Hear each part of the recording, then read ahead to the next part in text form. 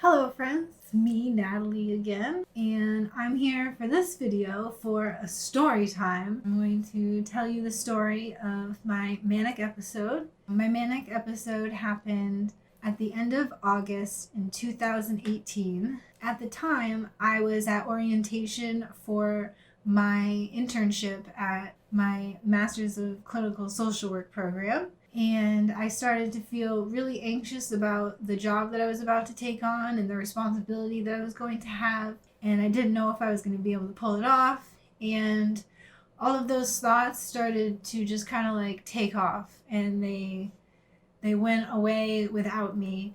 In January of 2018, I decided to stop taking my medication.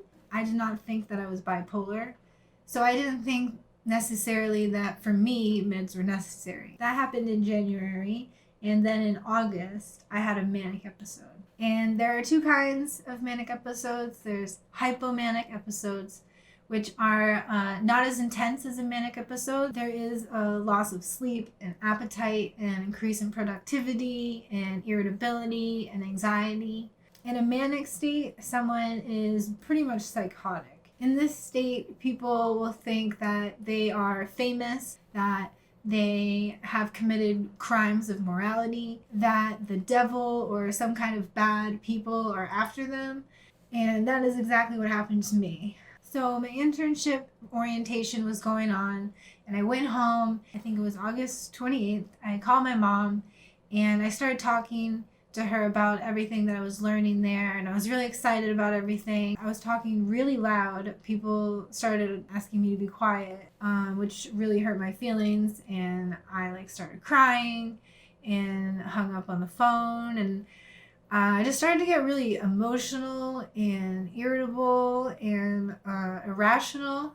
I remember telling my parents that I felt like my brain was like a Windows computer doing updates. I started to have a lot of epiphanies. I also started to believe that I was a criminal. Also part of this, time didn't happen in a linear manner. Time was all over the place. One moment I would be in the present, and then the next I was 10 years in the future, and I believed that the country had been taken over by a fascist government, and that I had committed crimes according to this government, and that the police were coming for me, and that they were going to come for my family and my friends, and they were going to execute us. And that is what I believed, and it was pretty intense because I really truly believed this. I believed that the police were coming for me and they were going to kill me. I believed that they had surrounded my apartment with, machine guns and snipers and all of that. And as you can see, I'm telling the story out of order because everything happened out of order. And I remember everything out of order.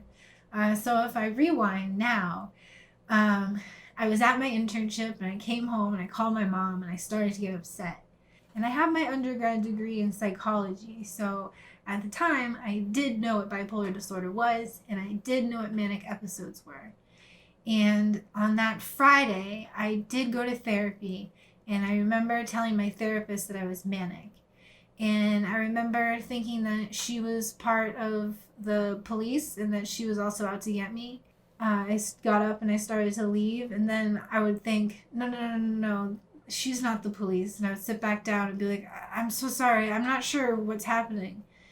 And I think I'm manic. And there's a couple times that I got up and I was just like, fuck you. I know that you're fucking with me. Yeah, I thought everyone was part of the police and that they were collecting information about me and they were going to arrest me and put me on trial. And I thought I was going to be the worst criminal to go down in history in the entire world. So I finished that therapy appointment. I don't know why she didn't have me sent to the hospital. I have no idea. I managed to get home safely. I took the train. I don't know how I did it. And I really started to spiral out of control after that. I started to sweat through all my clothes. And then I was very worried. I knew something was wrong. So I started doing anything that I could to try and stop what was happening. My thoughts were racing so quickly. They were just going. And they started racing so quickly that at one point I couldn't use a computer or a phone.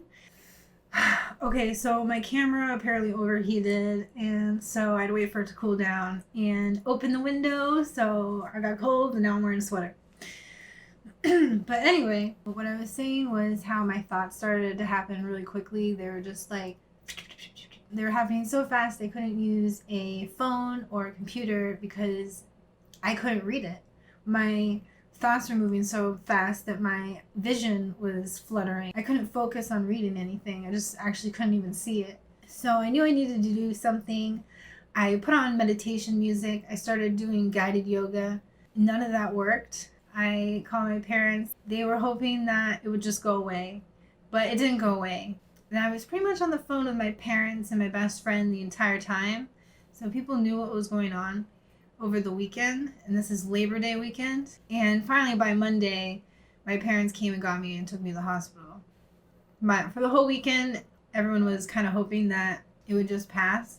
And they kept thinking that I would get through it and it would be fine and I wouldn't have to go to the hospital. But they were wrong, and they ended up having to come get me and take me to the hospital. So again, as I mentioned, this story does not happen in order. It happens very out of order. As I said, that I thought that the police were coming for me, and I thought they were coming for my family.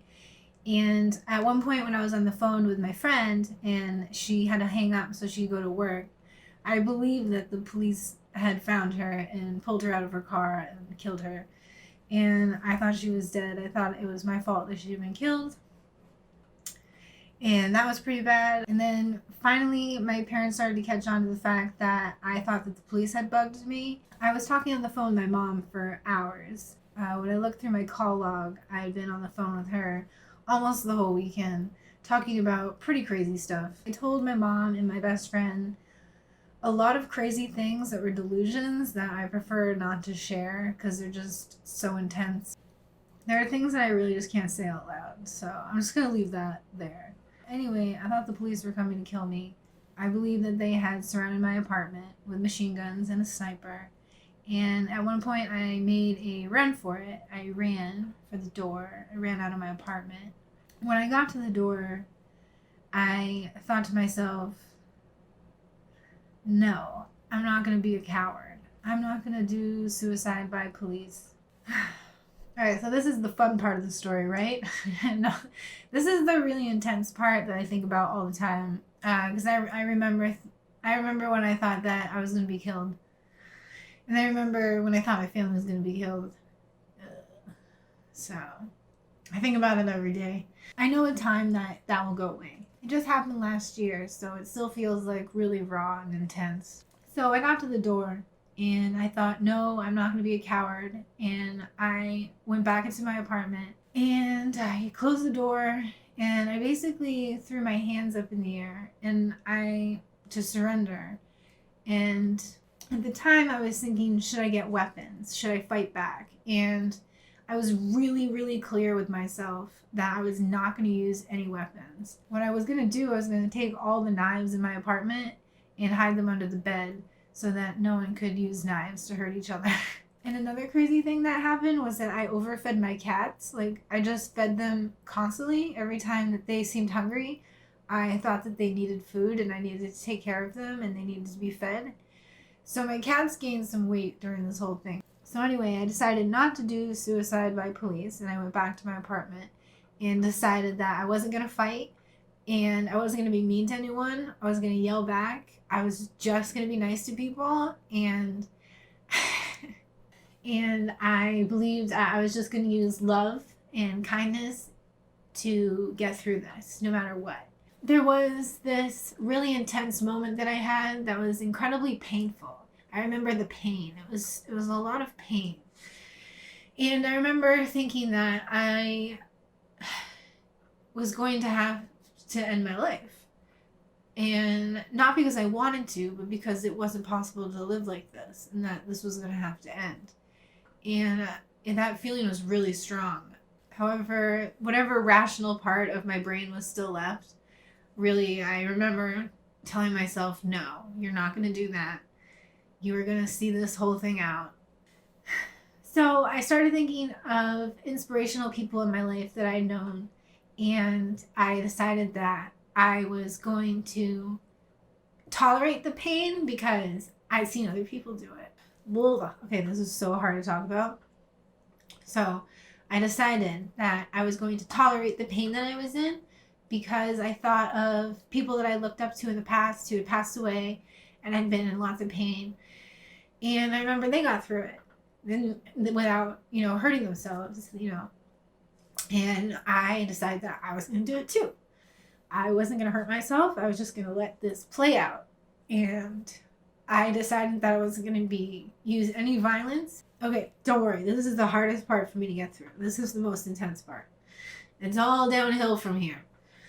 So, that was the most intense part. I thought I was going to die. I thought my parents had been killed on the ride to get me. When I heard people coming at the door, I put my hands up in the air. And mind you, I was buck naked because my brain was going so fast, I could not figure out how to put clothes on. I tried to put clothes on because I thought the police were coming for me. I couldn't figure out how to dress myself. I couldn't figure it out. So I had my hands up in the air, and my mom opened the door and came in, and I said some crazy shit. And she helped me pack a bag, and she got me and my dad drove to the hospital, the closest hospital, the emergency room, on Monday, Labor Day Monday. And let me tell you, it was a busy day.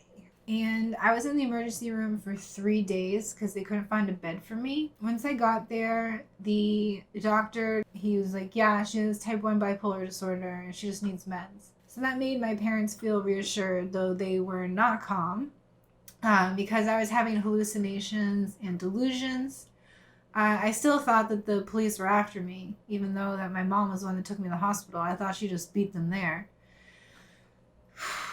I thought that our country had been invaded and that I was going to be put on trial as a political prisoner. And at the hospital, I believed that they were going to keep me locked in there forever and possibly give me a lobotomy or something. I started to think that my family members were in on it too. And I got very suspicious that whatever I told them that was going to be used against me.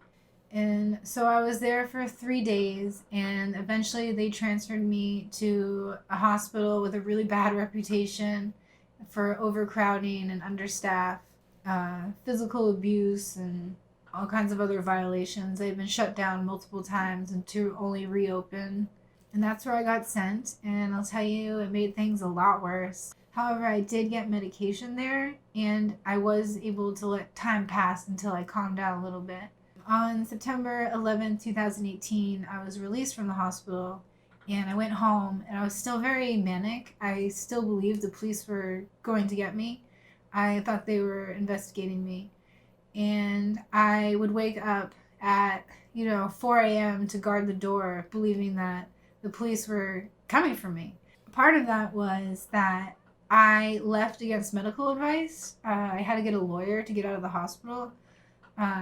What was happening in the hospital became very dangerous, and so my family ended up getting a lawyer to get me out. So I went home before I was ready, and I was really paranoid about that because the doctor had slightly threatened me, saying that if I went home, she had the right to send a social worker to check up on me, and if I wasn't doing well, then I would have to come back. So I just started walking around my apartment constantly cleaning.